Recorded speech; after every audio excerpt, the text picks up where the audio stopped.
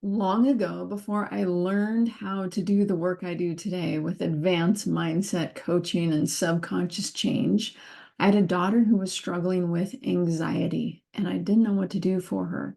I ended up taking her to a doctor who specialized in biofeedback, and he hooked all these electrodes to her, and he showed her that her thinking was causing how she was feeling.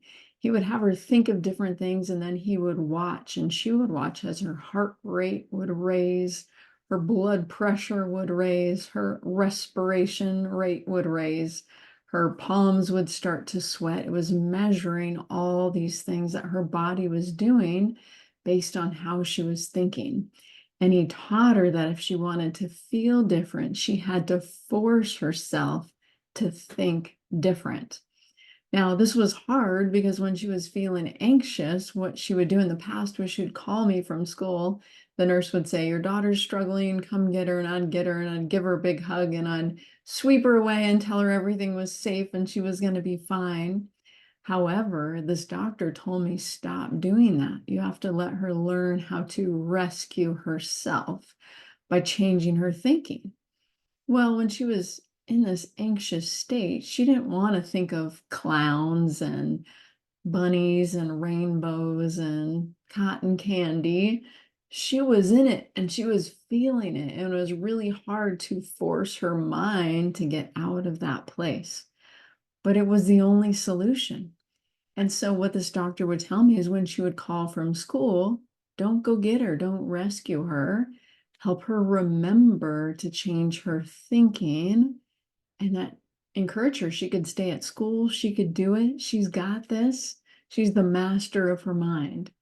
And so today I want to pass on that message because now that I know what I know about the mind, I understand this at a whole nother level, which is that our thinking creates our feeling, not only our heart rate, but are we happy? Are we peaceful? Are we joyful? Are we open? Are we understanding? Are we curious? Are we loving? Are we forgiving? What are we? And that's based on our thought process. Are we thinking someone's wrong? Well, if we think that, it's because we're thinking maybe we're right. They don't have all the information. They don't know. But what if instead we could think, I wonder why they think that way? And ask them about it and then be okay with them thinking things in a different way than we think it. What if we could just be a little more flexible and a little more understanding?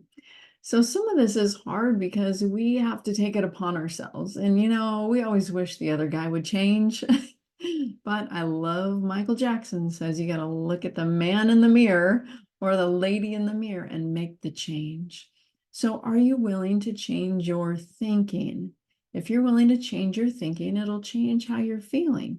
Now, that doesn't mean to repress your thoughts or to ignore your thoughts or not be in touch with what you're thinking. It's really just to realize that how you're thinking is creating your feeling. And so, what would be a more beneficial way of thinking? What would be a way of thinking that would create peace instead of stress, instead of strain, instead of frustration, instead of anger in your life?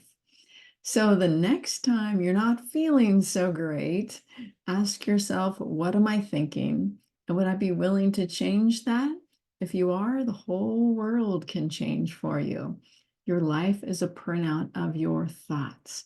So if you want to change your life, you start with your thinking. You just reverse engineer it, and pretty soon life will keep getting better and better. If you want to learn more, check out our website at balancedyou.org. You can learn more about the power of your mind and how to put it to work for you. I'm Jenny Harkleroad, owner at Balanced You.